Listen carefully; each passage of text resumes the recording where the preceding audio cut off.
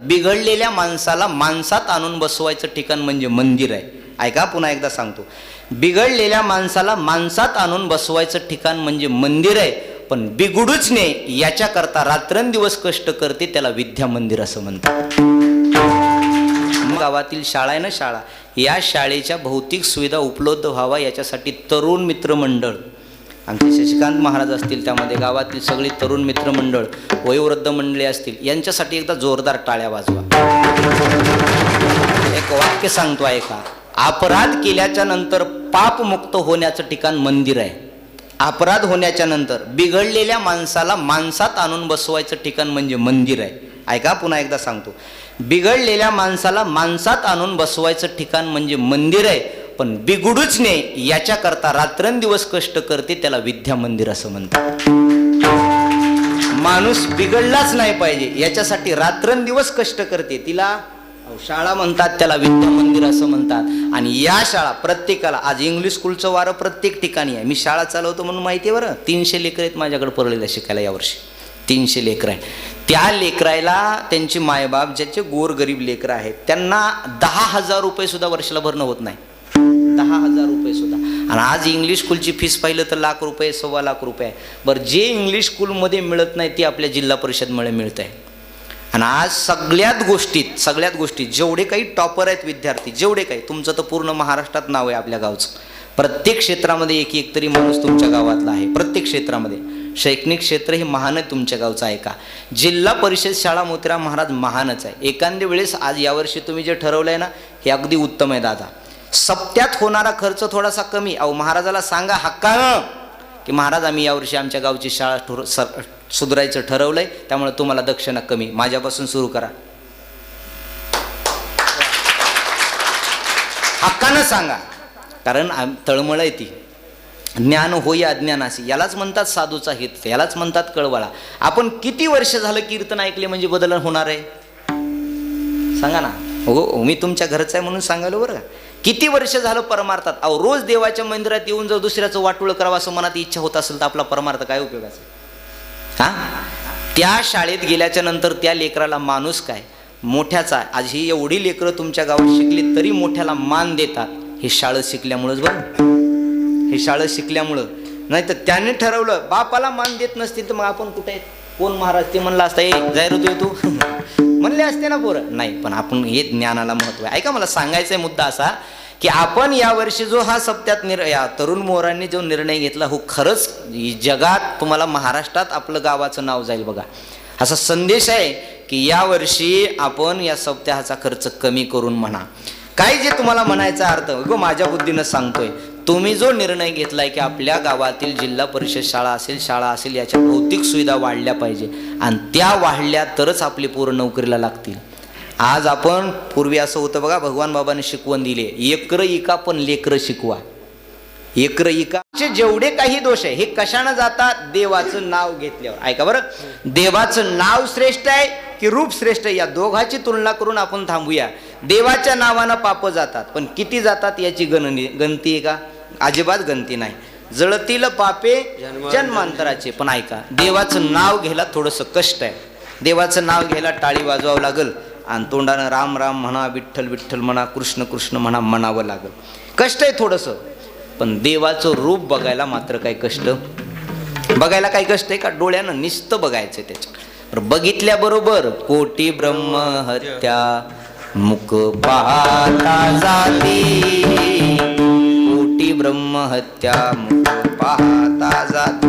1 कोटी ब्रह्महत्येचं पातक. आता 1 कोटी एका ब्रह्महत्येचं पातकाचा विचार करायचा ठरला तर इंद्रदेवाला 1 ब्रह्महत्येचं पातक लागलं होतं.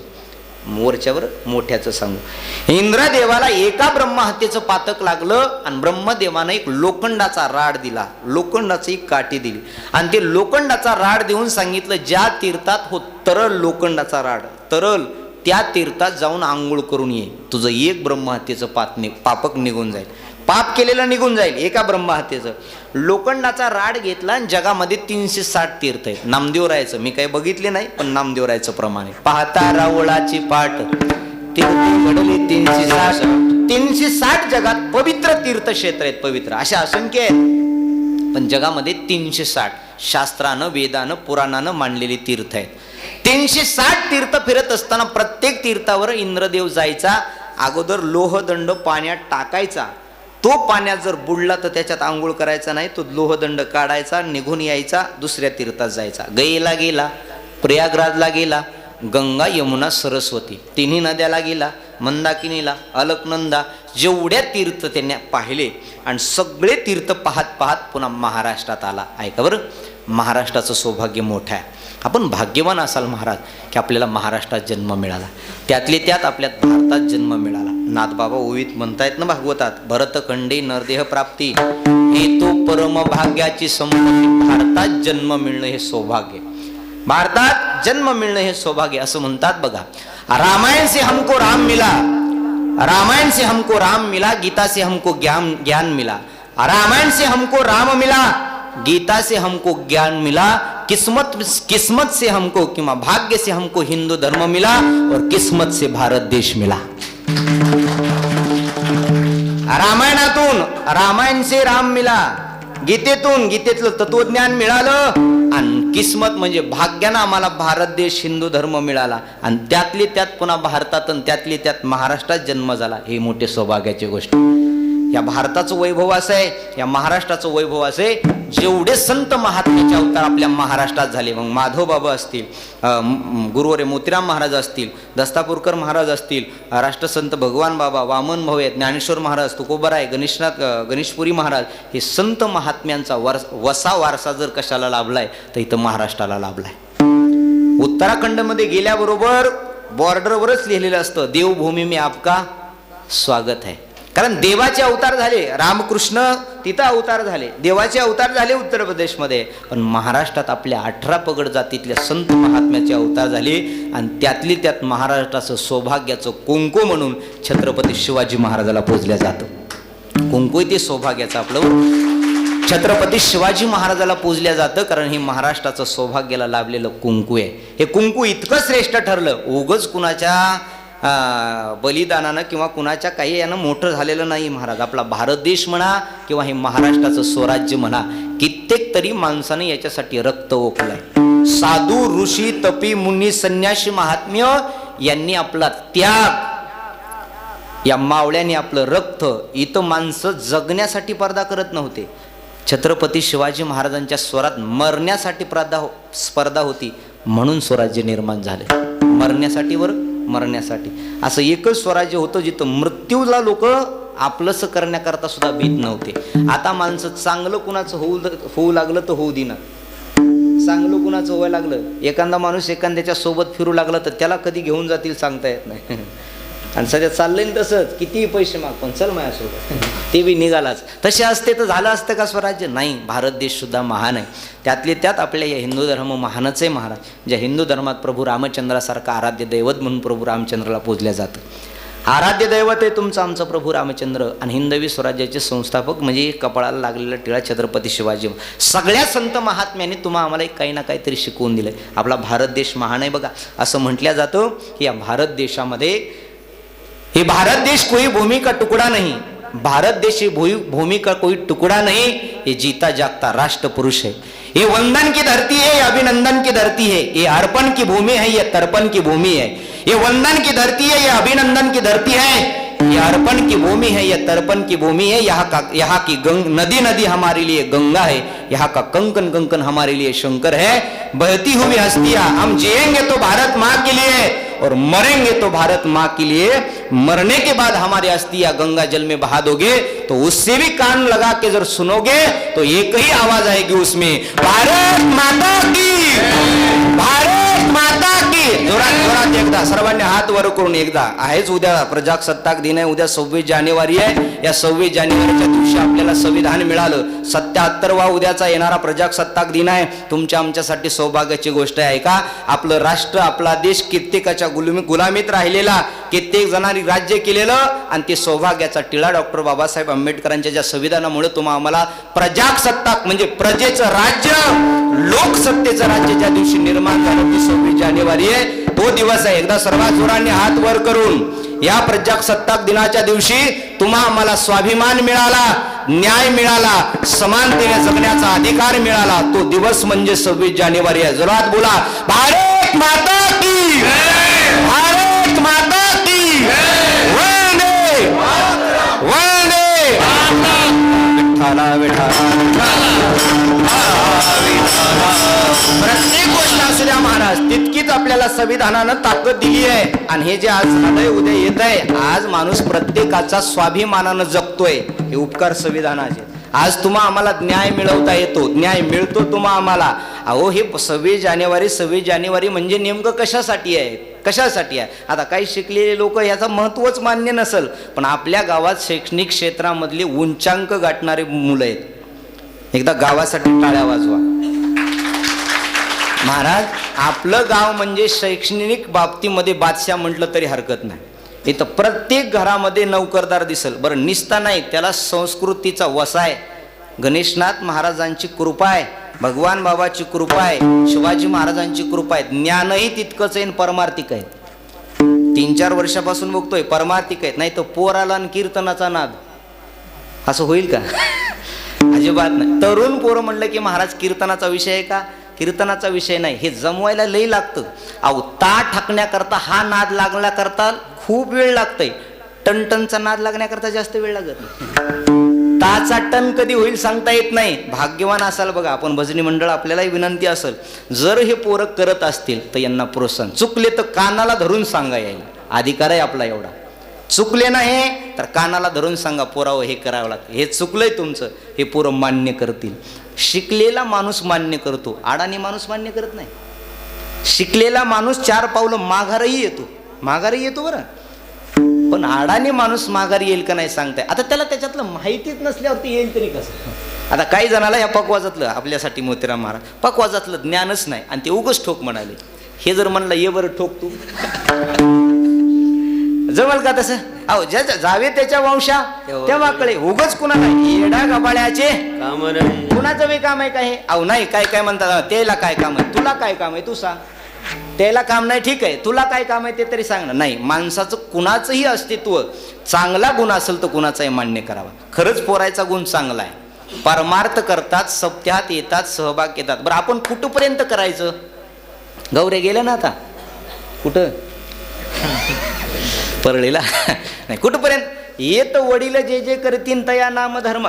धर्मच त्याला म्हटलं जातं की आपण केलेलं सत्कार्य आपल्या पोरांनी करावं. आपण केलेला सप्ताहात तितक्याच थाटात त्याच्यापेक्षा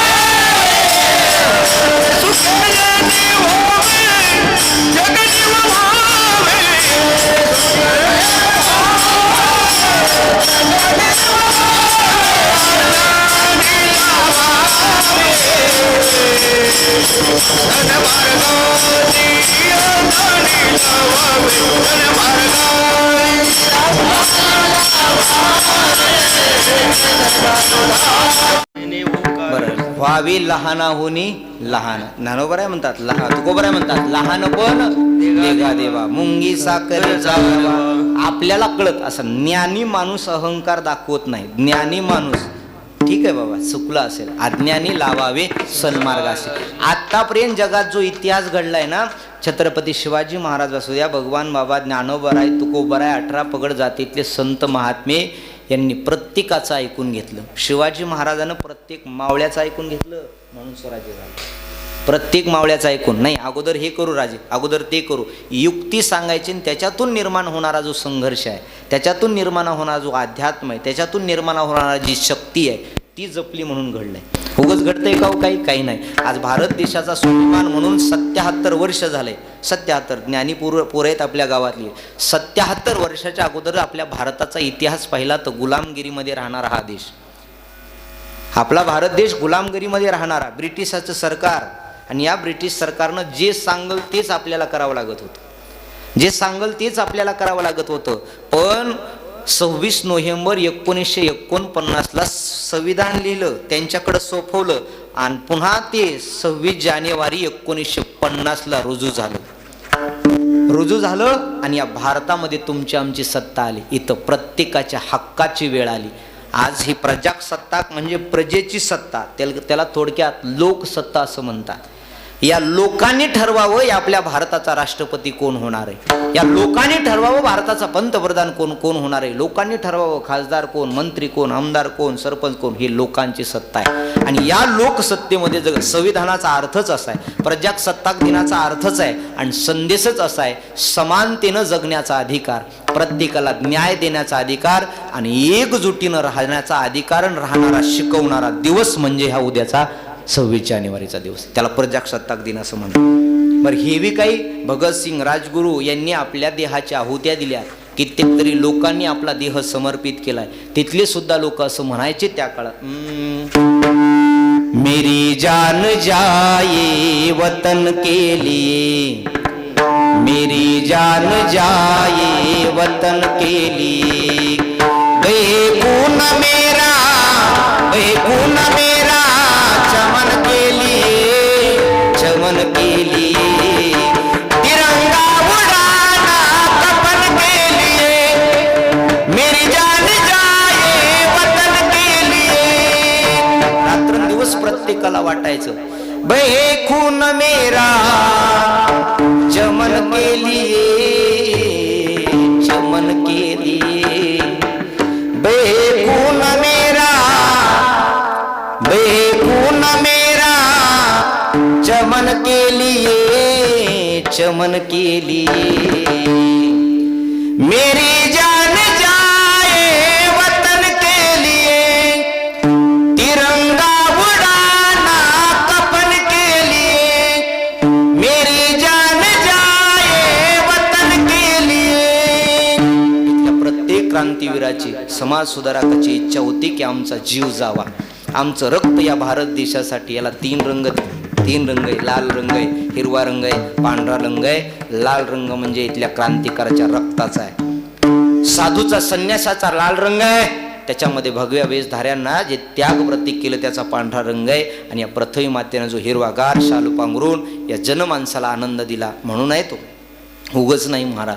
कोण कुणासाठी, कोण कशासाठी नाही. बघा, या जगात कर्म केल्याशिवाय माणूस मोठा होऊ शकत नाही. कर्म केलं तर तो कुठल्या जातीचा आहे, कुठल्या पंथाचा आहे, स्त्री आहे, हो कोणही असू द्या, त्याच्याशी काही देणं घेणं नाही. असं म्हणतात ना, हे मेरे वतन के लोगो जरा आंखों में भर लो पानी, जो शहीद हुए उनकी जरा याद करो कुर्बानी.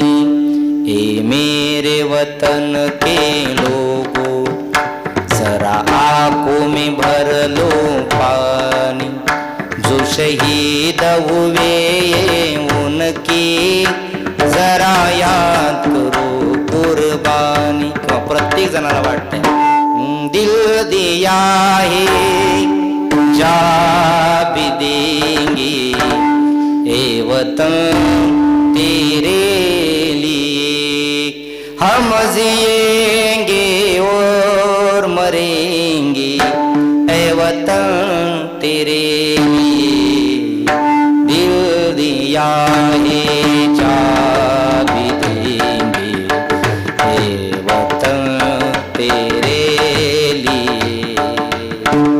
ते आपल्या गावात सांगायची गरज नाही महाराज, कारण तुमच्या रक्तात आहे. मी मगाशी म्हणून गेलो, आणि हे एवढं जे वाढतंय ना, की या पोरांनी यावर्षी जो चांगला निर्णय घेतलाय ना, आपल्या गावातल्या शाळेच्या भौतिक सुविधा हाती घेतल्यात. भौतिक सुविधा, आपल्या गावातील शाळा आहे ना, शाळा, या शाळेच्या भौतिक सुविधा उपलब्ध व्हावा याच्यासाठी तरुण मित्रमंडळ, आमचे शशिकांत महाराज असतील, त्यामध्ये गावातील सगळी तरुण मित्रमंडळ, वयोवृद्ध मंडळी असतील, यांच्यासाठी एकदा जोरदार टाळ्या वाजवा. एक वाक्य सांगतो ऐका, अपराध केल्याच्या नंतर पापमुक्त होण्याचं ठिकाण मंदिर आहे. अपराध होण्याच्या नंतर बिघडलेल्या माणसाला माणसात आणून बसवायचं ठिकाण म्हणजे मंदिर आहे. ऐका, पुन्हा एकदा सांगतो.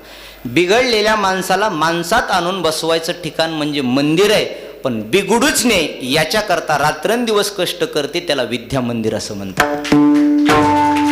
माणूस बिघडलाच नाही पाहिजे याच्यासाठी रात्रंदिवस कष्ट करते, तिला शाळा म्हणतात, त्याला विद्या मंदिर असं म्हणतात. आणि या शाळा प्रत्येकाला, आज इंग्लिश स्कूलचं वारं प्रत्येक ठिकाणी आहे. मी शाळा चालवतो म्हणून माहिती आहे बरं. 300 लेकरं आहेत माझ्याकडे परळीला शिकायला यावर्षी. 300 लेकरं आहे. त्या लेकरायला त्यांचे मायबाप ज्याचे गोरगरीब लेकरं आहेत त्यांना 10,000 रुपये सुद्धा वर्षाला भरणं होत नाही. 10,000 रुपये सुद्धा. आणि आज इंग्लिश स्कूलची फीस पाहिलं तर लाख रुपये, 1.25 लाख रुपये आहे. बरं, जे इंग्लिश स्कूलमध्ये मिळत नाही ते आपल्या जिल्हा परिषदमुळे मिळत आहे. आणि आज सगळ्यात गोष्टीत जेवढे काही टॉपर आहेत विद्यार्थी, जेवढे काही, तुमचं तर पूर्ण महाराष्ट्रात नाव आहे आपल्या गावचं. प्रत्येक क्षेत्रामध्ये एक तरी माणूस तुमच्या गावातला आहे. प्रत्येक क्षेत्रामध्ये शैक्षणिक क्षेत्र हे महान आहे तुमच्या गावचं आहे का? जिल्हा परिषद शाळा मोतीराम महाराज महानच आहे. एखाद्या वेळेस आज यावर्षी तुम्ही जे ठरवलं आहे ना हे अगदी उत्तम आहे दादा.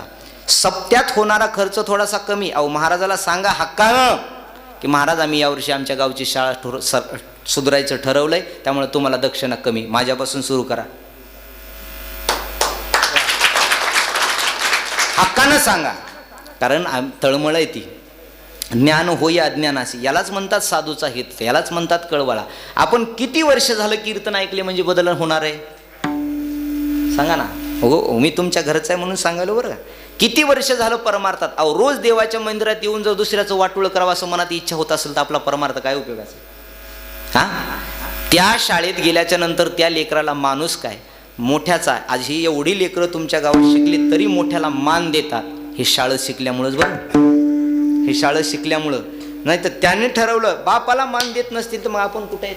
कोण महाराज ते म्हणला असता, ए जाय रे तू म्हणले असते ना पोरं. नाही, पण आपण हे ज्ञानाला महत्व आहे. ऐका, मला सांगायचा आहे मुद्दा असा की आपण यावर्षी जो हा सप्त्यात या तरुण मोरांनी जो निर्णय घेतला, हो खरंच जगात तुम्हाला महाराष्ट्रात आपलं गावाचं नाव जाईल बघा. असा संदेश आहे की यावर्षी आपण या सप्त्याचा खर्च कमी करून म्हणा. काय जे तुम्हाला म्हणायचा अर्थ गो माझ्या बुद्धीनं सांगतोय, तुम्ही जो निर्णय घेतलाय की आपल्या गावातील जिल्हा परिषद शाळा असेल याच्या भौतिक सुविधा वाढल्या पाहिजे आणि त्या वाढल्या तरच आपली पोरं नोकरीला लागतील. आज आपण, पूर्वी असं होतं बघा, भगवान बाबांनी शिकवण दिली, एकरं इका पण लेकरं शिकवा. एकरं इका पण लेकरं. कितीतरी काबाड कष्ट करून शेतकरी शेतात आहेत, काय मिळतं का हो त्याच्यातलं? काही नाही. राब गाढवासारखं राबायचं, त्यानं दिवसाचे रात्रीचा दिवस हाडाचं काढं करायचं आणि त्यानं उत्पन्न केलेला माल दुसऱ्यानं कुणीतरी, जे की कधी शेतात पाऊल टाकलाच नाही त्यानं, त्याच्या हातात आपला भाव शेताचा.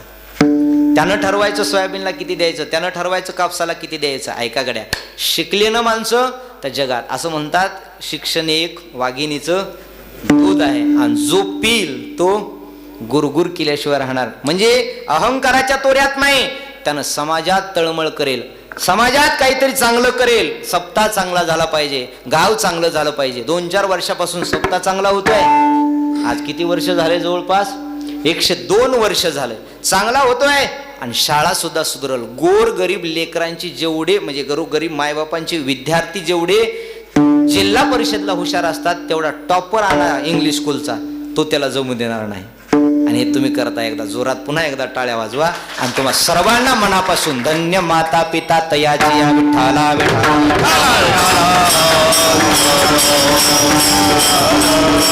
चला, एका ब्रह्महत्येचं पातक फिरवण्याकरता महाराष्ट्रापर्यंत आलतो. इथून एवढं लांबलं, चला एवढं सांगून थांबू आपण, आहे का? जवळपास 11 वाजल्यात आलेत. महाराष्ट्रात आला इंद्रदेव आणि महाराष्ट्रात आल्यानंतर सोलापूर जिल्ह्यात गेले. सोलापूर जिल्ह्यात जाऊन पंढरपूर क्षेत्रात गेले. शेवटचं तीर्थ राहिलं होतं, ऐका, शेवटचं तीर्थ राहिलं होतं. आणि ते तीर्थ पाहत असताना इंद्रदेवाला वाटलं जर या तीर्थात लोहदंड बुडाला तर आपलं पाप जाणार नाही. एका ब्रह्महत्येचं पातक लागलं होतं, आपलं पाप जाणार नाही. इंद्रानं काय करावं कळेना गेला. देवाला विनंती केली, ब्रह्मदेवाला विनंती केली, विष्णुदेवाला विनंती केली. कसा तर करत चंद्रभागा मैयाच्या समोर आले. आल्यानंतर हातातला तो लोहदंडाचा राड होता तो घेतला आणि चंद्रभागा मैयात हात जोडून समर्पित केला, सोडला. जसा सोडला, ऐका आश्चर्य असं, 359 तीर्थामध्ये जो लोखंडाचा राड बुडाला होता तो चंद्रभागा मैयात तरला. अनंत तीर्थाचे अनंत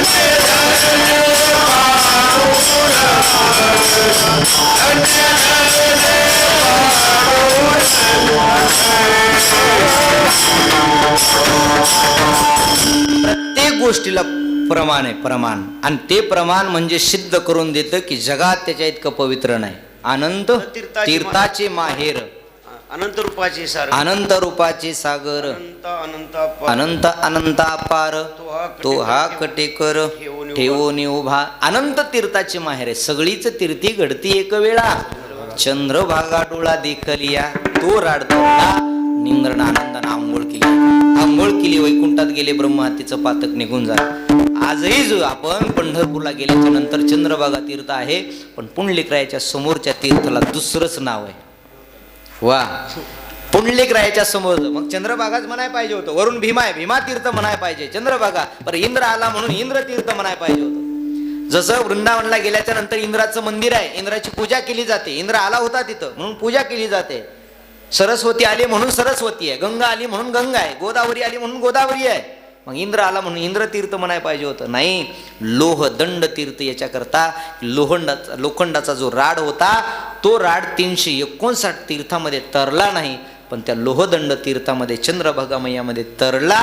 एक ब्रह्महत्येचे पातकाला एवढं इंद्राला फिरावं लागलं. आपण निष्ठ देवाचं रूप पाहिलं तर कोटी ब्रह्महत्या पाहता जाती. एक कोटी ब्रह्महत्येचे पातक म्हणून तू कोबाय म्हणले देवा. एक तर रूप तुझं सुंदर आहे, आणि सुंदर असल्यावर पाहिल्या मनाला समाधान लाभतंय. निष्ठ समाधान नाही तर 1 कोटी ब्रह्महत्येचे पातक सुद्धा निघून जाते. आता एवढंच वाटतंय काय, आता दृष्टी पडे आईसाची तुला आहे. आता दृष्टी पडे आईसाची तुला आहे. आता दृष्टी पडे आईसा तुझी आहे. आता दृष्टी पडे आईसाची तुला आहे.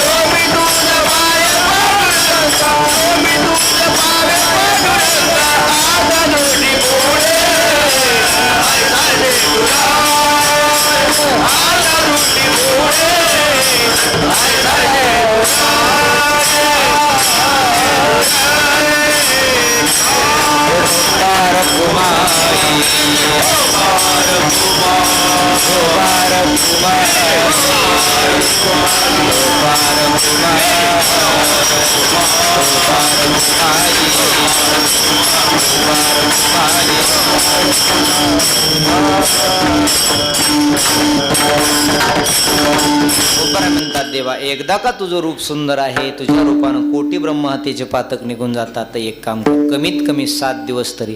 आज आमच्या गावातला अखंड हरिनाम सप्ताह प्रारंभ आहे, याची सुरुवात आहे. आज तुम्हाला पाहिलंय गणेश मातपुरी महाराज, पांडुरंगाजी तुम्हाला आज पाहिलंय. इथून पुढे 7 दिवस तरी. आता दृष्टी पुढे ऐसाची तो राहे, जो मी तुझं पाहे पांडुरंगा, किंवा जो मी तुझं पाहे वेळोवेळा.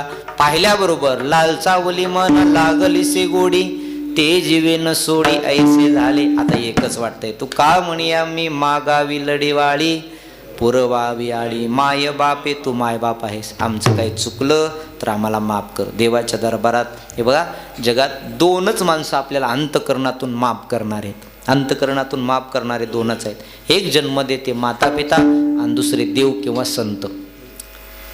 एक तर जन्म देते माता पिता, नाहीतर देव, नाहीतर संत. या व्यक्तीसमोरच अंतकरणातून माफी मागितली की ते माफ करतात. नाहीतर माणूस एखादा माणसाला माफ करा असं म्हटला, तो करतो माफ, तर काही ना काहीतरी मनात ठेवतोच. काही ना काहीतरी मनात 5%, 10%, 1% का होईना हातचा तो राखून ठेवतो आणि वेळ आली की त्याचा बदला घेतो. पण जन्म देते माता पिता, संत आणि देव असे कृपाळू आहेत. केलेल्या कर्माची माफी जर मागितली, आता तरी पुढे आजी उपदेश नका करू नाश आयुष्याचा देवा, एवढी आमच्याकडून चूक झाली, पुन्हा आयुष्यात अशी चूक करणार नाही. संत महात्म्याच्या दरबारात या, गणेशपुरी महाराजांच्या समाधीवर डोकं ठेवा, महाराजांना विनंती करा, महाराज आमचं काही चुकलं असेल तर आम्हाला माफ करा. तुमचं कार्य जसं गवळणीनं भक्ती करत असताना यमुनेमध्ये जाऊन विवस्त्र होऊन स्नान करत होत्या. विवस्त्र होऊन स्नान करणं हे पाप आहे, वरुण राजाचा अपमान आहे. पण त्या गवळणीनं सांगितलं, देवा आम्ही पाप केलंय का पुण्य केलंय माहीत नाही, पण जे केलंय ते तुझ्यासाठी केलंय, जे केलंय ते तुझ्यासाठी केलंय. एवढा भाव मनात होता गवळणीच्या की देवा आम्ही जे करतो ना ते फक्त तुला मिळवण्याकरता करतो.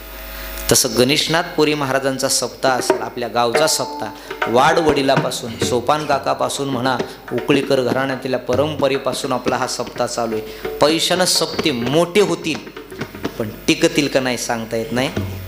पैशानं सप्ते मोठे होतील, रोज आम्ही एक सप्ताह बघतोय मोतीराम महाराज, रोज एक सप्ताह बघतोय.